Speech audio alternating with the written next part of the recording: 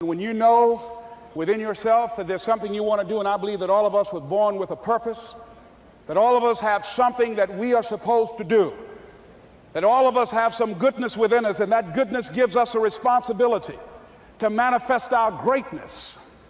And when you know that, you can feel it in your guts, and you know that you're deliberately operating below your potential, you've gotten comfortable, you stop expanding, you stop stretching, you stop challenging yourself. Let me share something else with you. Not only is it possible for you to have your dream, but it's necessary.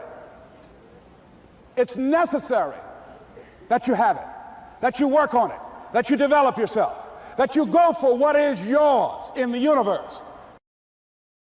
I was in my comfort zone. I was doing just enough to get by. I was working on a job. They paid me just enough to keep me from quitting, and I worked just hard enough to keep from getting fired. How many know people like that? Blink your eyes if you understand what I'm talking about. I was parked. I knew I could do more. But when my mama died, it took something out of me. When I went through a divorce, it took something out of me. When my best friend died, it took something out of me. I parked. And somebody said that life is like an onion. You have to peel it one layer at a time. And sometimes you cry. Life's going to happen to you when you have a dream. You're going to get slapped around. And don't take it personal. Don't ask, why did this have to happen to me? Why not you? Who would you suggest? You want to give us some names, some email addresses? And don't tell everybody. 80% don't care, and 20% glad it's you. It's called life. Suck it up and move on. Get over it.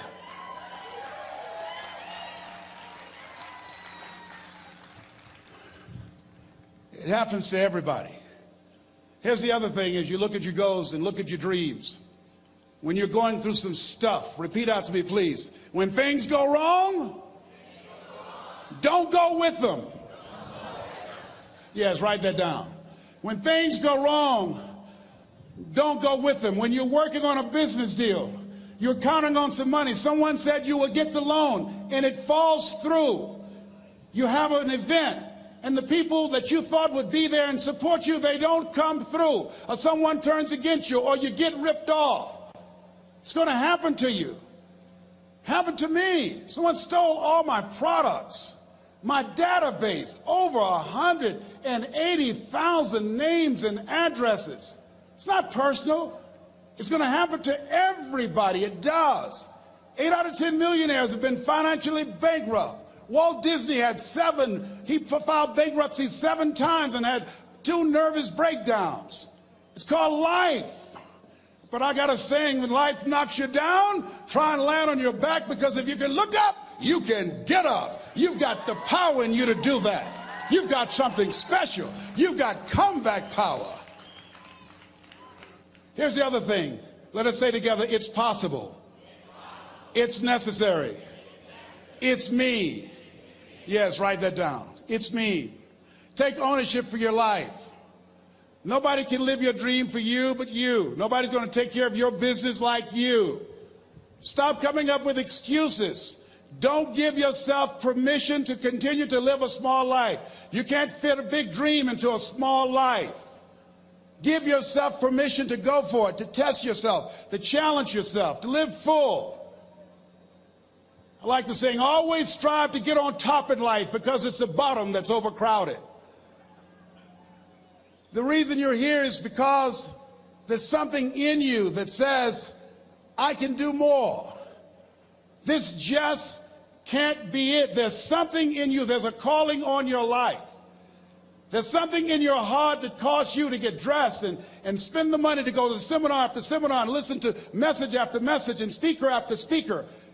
Because there's something in you that tells you this is not it for you. You have not peaked here. There's more in you that you are expressing. Eye has not seen, ear has not heard, nor has entered the heart of mankind what's in store for you if you challenge yourself, if you persist and persevere, if you take ownership for your life. George Bernard Shaw said the people that make it in this life, they look around for the circumstances that they want, and if they can't find them, they create them. Create what you want. You have the power in you to do more than you can ever begin to imagine, to control your destiny, to make a difference in our children, to make a difference on the planet, to make an impact. Let us say together, it's me. And let us say together, it's hard. Say it like you know it. Say, it's hard. Ladies and gentlemen, it's hard. There are people who have seen their retirements taken away from them by the corporations that they work for. They were within 2 or 3 years of retiring, and they had it taken from them. The #1 entrepreneurs in this country now are senior citizens. The #1 employer, #2, McDonald's and Walmart. And there's nothing wrong with those jobs. I guarantee you those people did not have a plan to end up living their lives at the end of life with those types of jobs. And they didn't have a plan like you have, and while you're investing in yourself, not to. And it's hard. There are people making choices between purchasing prescription drugs or paying for gas or a mortgage note. It's hard when you're working on a job for 20 years, 30 years, give them some good years, and then they come in and tell you, we've downsized. In other words, you're fired. And then you have to start all over again. How many of you know it's hard? Raise your hands, please. It's hard. And it's not fair. One of the things I like about T. Harv is he talks about work and investing in yourself. It's not fair when people are going up against that kind of stuff to tell them just think positive and be enthusiastic and everything will work out all right. Ain't that kind of party. It's hard. Life will put some knots on your head. I bought my first home for my mother. I was rushing, didn't know what I was doing, and I bought a home that had a lien against it. And they called me, Mr. Brown, yes, there's a lien against your property. We need $55,000 if you're going to stay there. Wait a minute, sir. I just bought this home. The guy told me there were no liens against it. I'm not the one that owe you the money. You should have checked that out, Mr. Brown. Come on. I called my attorney. We followed up. Yes, Les, there's a lien against the property. But he told me there were no liens. He lied, obviously. Oh, my God. He told me he wanted to help me because he admired the fact that I was buying this home for my mother and that he was adopted, and he identified with me. Les, he suckered you. He played you, man. So what? Well, would they take payment arrangements? What about $5,000 a month? They want all the money, Les. They want all the money, or you're going to have to get out. The house is going up for sheriff's sale. Do you have it? No, I don't have it. Can they give me some time? Tell them to give me 3 months, please. Give me 3 months. My mother's in her 70s, man. She has a bad heart. Don't do this to me. This is my dream. Don't do this, man. Please, let me talk to them. Les, I'm talking to their attorney. They don't want to talk to you. I've got to talk to their attorneys. Do you have the money? No. Will they give me 3 months? No. What about 2 months? No, Les. They want the money in 7 days.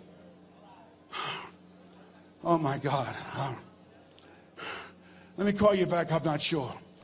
And I walked the floors thinking, God, how could this happen to me? I got to figure this out, huh? I got to figure this out. And it seemed like the days were just ticking off. Thursday, I had to call them and let them know. They called me, Les, do you have the money? No, I don't. Friday, you have to leave. The sheriff will be there. You're going to have to leave, Les. They're going to take my house. What about my down payment? You lost it, Les. You lost it. Okay. I got to go. Yes. I prayed, Lord, please, if you show me that you're real, if you're really real, you think Paul worked for you, you haven't seen anything. Don't let me lose this house and watch what I'll do for you.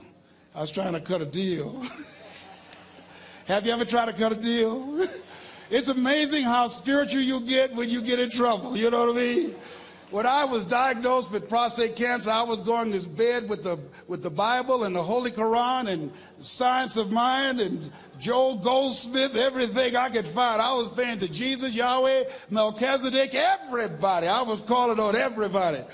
It's amazing. And here I was walking the floor, 3 o'clock in the morning, and I had to go and wake my mother up. I got on my knees and I said, Mama, I said, I need you to wake up. She said, what's wrong, Leslie? I can hear you walking back and forth. I'm not asleep, son. I said, there's something I need to tell you. She said, your eyes are red. Why are your eyes red? Because I feel so stupid now. Why? We got to move tomorrow. Why, Leslie? There's a lien against the property and they want $55,000 and I don't have it. And we're going to be set out tomorrow. We have to go back to Liberty City. So she said, it's okay. I don't like this house anyhow. I said, why? She said, because of my arthritic knees, it hurts my knees when I go up the steps. I said, and why didn't you tell me? Because you were so happy. I just said it because you were happy. I'll live in a shack with you, boy. I love you. It's not the house. I love you. I love all my children. I said, thank you, Mama. Thank you. And the next day when we were in the truck going back to Liberty City and we pulled down 68th Terrace, the neighbors came out and said, wow, Mamie, y'all coming back? Are you back? Yes. What happened to the home your boy bought for you? Those boys you adopted. Leslie didn't do a title search. He made a mistake. And boy, I was so humiliated. How many ever made a mistake that you were just humiliated? Raise your hands. I was devastated. I was taking the furniture off the truck, and my mother came, and I was crying. And she said, boy, I said, yes, ma'am. She said, hold your head up. I said, Mama, I can't. She said, hold your head up. I said, why? Look what I've done. She said, it's okay. It's okay. You are going to make a lot of mistakes in life, young man. You're going to fail your way to success. You have nothing to be ashamed of. Keep your head up and take that furniture back in the house. I said, yes, ma'am. And I learned something from that. If you ever go through something, hold your head up. If you ever make a mistake, hold your head up. If you ever do something that everything goes wrong, life catch you on the blind side, hold your head up. It's not over. Goethe said, that which does not kill you will make you stronger. Hold your head up. Shake someone's hand on your right and left and say, hold your head up.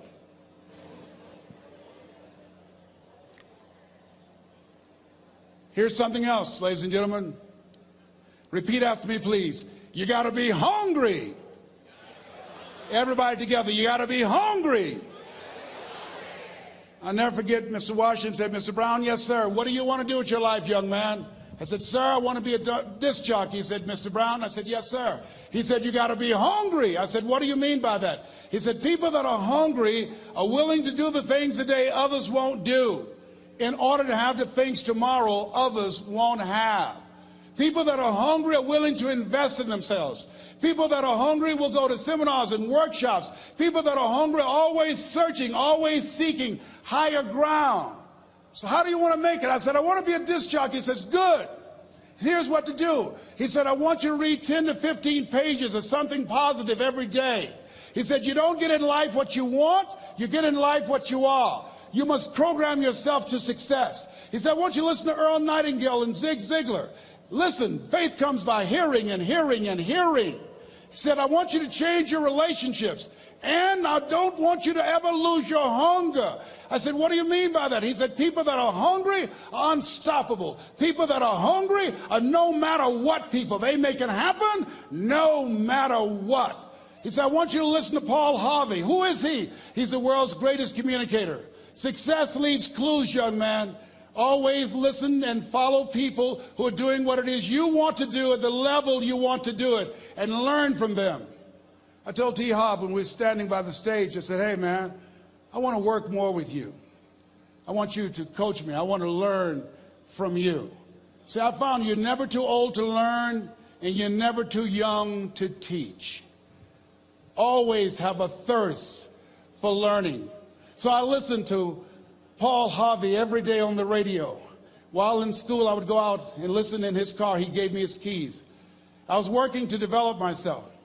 And I continued to listen to motivational messages, and he would take me to see the late Dr. Norman Vincent Peale, who wrote the book, The Power of Positive Thinking. I toured with him before he passed. You have something special. You have greatness within you. Don't allow your circumstances to determine who you are. Don't allow your negative thoughts to hold you back. You have something special. You can do more than you can ever begin to imagine. Dr. Peale was an incredible man. I admired him. When he spoke, he gave me goosebumps. I can feel him in my heart. And I never forget, we were coming back to the school, and Mr. Washington said, Mr. Brown, yes, sir. When Dr. Peale spoke, you didn't move. When he spoke, you were hanging on every word. When he spoke, we didn't have to tell you to sit down and be quiet. Why? I said, sir, I could feel him when he talked. I felt like he was talking to me, sir. He said, he was. I said, but he doesn't know me, but he was speaking to you. Did you feel him in your heart? I said, yes, sir. He said, most people feel him in their head. If you felt him in your heart, he said, listen to him, son. Follow him, learn from him. And I would go to seminars and workshops. Anywhere I would find where Dr. Peale was, I would be in the audience. I would drive 200 and 300 miles just to hear him speak. And my dream and vision was to share the stage with him. I thought about it. What is your goal? What is your vision? I want you to hold it in mind.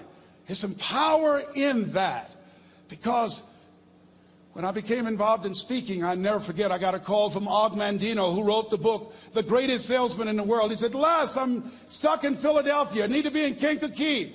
Dr. Norman Vincent Peale is appearing. I can't make it. I heard you're in Chicago. I said, yes, I am. Can you go and open for me? I said, yes, man. Oh, my God. Dr. Peale, I said, yes, I'd love to do it. And I went there and I came. I said, hi, I'm Les Brown. He said, you're not the band of renown? I said, no, I'm Mrs. Mamie Brown's baby boy. I'm here to speak. He said, come backstage. And his wife, Martha, was there. And she said, Papa, Les Brown is here, the speaker. And he said, Les Brown? Les Brown shoot for the moon? Because even if you miss your land among the stars? I said, sir, that's my quote. I wrote you when I was in the 11th grade. I was a part of a special education class project. That's my quote. He said, I know. I end all my speeches with that quote. And Dr. Peale had a great sense of humor. A young man was backstage, and I had so many questions to ask him, and my mind froze up, and the young guy said, Dr. Peale, how old are you? And he was up in age. He said, Sonny, I'm 92. The young man looked at him and said, I don't know if I want to live to get 92. He said, that's because you've never been 91. So I did the things that Mr. Washington suggested. I listened to motivational tapes on a regular basis. I would go to seminars and workshops whenever Zig Ziglar and Dr. Dennis Waitley and Jim Rohn would come to town. And I said, sir, what do you want me to do now? He said, Mr. Brown, I've given you everything that I can give you. He said, develop your mind, put your money where your mouth is, continue to learn how to be an effective communicator, because once you open your mouth, you tell the world who you are. And always surround yourself with OQP, only quality people. So I went to apply for a job on Miami Beach. WMBM radio station. Milton Butterball Smith was the program director. Hello, Mr. Butterball. How are you, sir? My name is Les Brown, sir. I'd like to be a disc jockey. He said, young man, you have any journalism in your background? I said, oh, no, sir, I don't. You have any experience in broadcasting? I said, no, sir, but I practice all the time, sir. Let me audition for you, sir. Let me show you how good I am. All I need is a shot, sir. He says, no, we don't have any job for you. How many ever been rejected? Raise your hands, please. I was devastated. I went back and I told Mr. Washington, I said, Mr. Washington, they said no. He said, don't take it personally. Most people are so negative, they have to say no 7 times before they say yes. He said, you got to be hungry. Know your vitamin. Go back again. I said, yes, sir. Hello, Mr. Butterball. How are you, sir? My name is Les Brown, sir. I like to be a disc jockey. Young man, weren't you here yesterday? Yes, sir, I was. Didn't I tell you no yesterday? Yes, sir, you did. Then why are you back today? Well, sir, I didn't know whether or not somebody was laid off or somebody was fired, sir. Nobody was laid off or fired. Now, get on out of here. I came back the next day. Hello, Mr. Butterball. How are you, sir? My name is Les Brown, sir. I like to be a disc jockey. I know what your name is. Weren't you here the last 2 days? Yes, sir, I was. Didn't I tell you no the last 2 days? Yes, sir, you did. Why are you back? Oh, sir, I didn't know whether or not someone got sick or someone died, sir. No one got sick or died. No one was laid off or fired. Now, don't you come back here again. I came back the next day talking loud, looking happy like I was seeing him for the first time. I said, hello, Mr. Butterball, how are you? He looked at me with rage. He says, go get me some coffee. I said, yes, sir. My favorite book says, the greatest among you will be your servant. How many of you are serious about your goals and dreams? Raise your hands. Very good. Write this down. Provide more service than you get paid for. Provide more service than you get paid for. I go to a lot of seminars and workshops. And one of the things I know about T. Harv Eker, when I was sitting in the class with Robert Ruppel and all of the other presenters, they hold themselves to high standards and they provide more information than anybody else in the industry, bar none. They hold nothing back because their commitment is for your success. And when you hold yourself to high standards, write this down, impact drives income. That's why you're here. Because the training, the seminars, been making a difference in your life. If there did not have impact, 200 or 300 people would be here, if that amount. Impact drives income. So I became the errand boy for the disc jockeys. I would go get their lunch and their dinner, and I would bring it to them in the control room, and I'd watch them working the control boards, knowing my time will come. Write this down. I expect to reach my goal. Yes, you want to operate with a spirit of expectation. I expect to reach my goal. So I started preparing for the next position. Never forget one quote that I heard. As you look at your life, you look at your goals and dreams. It's better to be prepared for an opportunity and not have one than to have an opportunity and not be prepared. If you expect to reach your goal, prepare yourself now. And so then pretty soon, the guys at the station, they begin to take a liking to me. Write this down. Build relationships. As you're aware, people deal with people that they know, like, and trust. And so they would say, Leslie, yes, sir. Come here, yes. Come outside. Who did this? Oh, your car? Yes. Who cleaned my car? I did, sir. I would wax their cars on the weekend, inside and out. How much do you charge? Oh, nothing, sir. I just wanted to help out. I was providing more service than I got paid for. I was building relationships. They said, whoa, look here. Donna Ross and the Supremes are coming to town. The Four Tops and the Temptations. Here are my car keys. Pick them up for me. Take them to the Fontainebleau Hotel on Miami Beach. I said, yes, sir. I would drive them all over Miami Beach in their big, long Cadillacs. I didn't have any driver's license, but I was driving like I had some. Then one day, it was a Saturday afternoon, a disc jockey by the name of Rockin' Roger was drinking while he was on the air. It was a Saturday afternoon, and I was the only one there. Rockin' Roger got so drunk, he could not complete the show. He started slurring his words. He's about to fall off the chair. And there I was, looking at him through the control room window, walking back and forth, young, ready, and hungry. I was saying, drink, Rock, drink. Drink, Rock. I'd have gone and get him some more if he'd asked me to. Then pretty soon the phone rang. It was the general manager, and I answered the phone. I said, hello? He said, young boy, this is Mr. Klein. I said, I know. He said, Rock can't finish his program. I said, I know. He said, would you call one of the other DJs in? I said, yes, sir. I said to myself, he must think I'm crazy. I called my mom and my girlfriend, Cassandra. I said, y'all come out on the front porch and turn up the radio. I'm about to come on the air.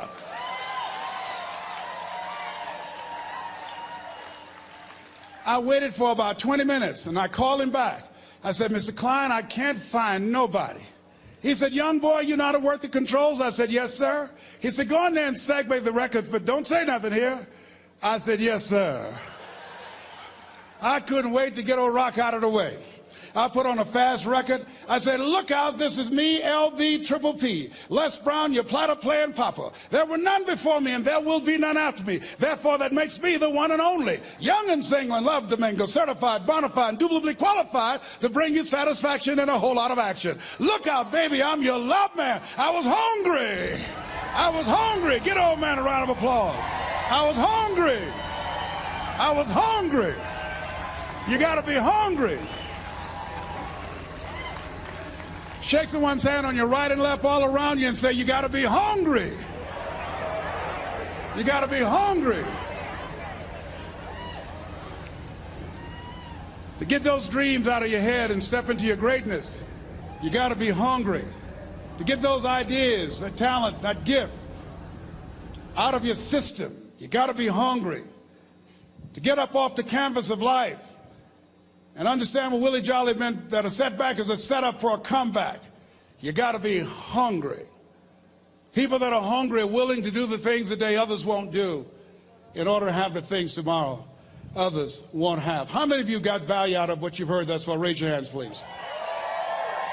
Very good. I'd like to leave this with you. I don't know what your goals are. I don't know what you want to do. Here's what I know about you. You have greatness within you. Here's what I know about you. I can help you to live full and to die empty. I can show you what I've learned. If anybody told me that I would be doing what I'm doing now, I leave here today, I go to New Orleans and speak there, then I'll be flown to Barcelona. If anybody told me, given my circumstances, born in an abandoned building on a poor section of Miami, Florida, called Liberty City, if both my birth parents stood up and said, hello, son, I would not know either one. Being labeled educable mentally retarded, put back from the 5th grade to the 4th grade, failed again when I was in the 8th grade, no college training. Anybody told me the principles that I would teach you, that they would have the impact that it has had on my life. This Les Brown that you see, I did not know he existed. And I tell you that you have greatness within you. You have the ability to do more than you can ever begin to imagine. Come into the room with me. And I guarantee you your life will never be the same again. I like to leave this with you. I don't know what your goals are.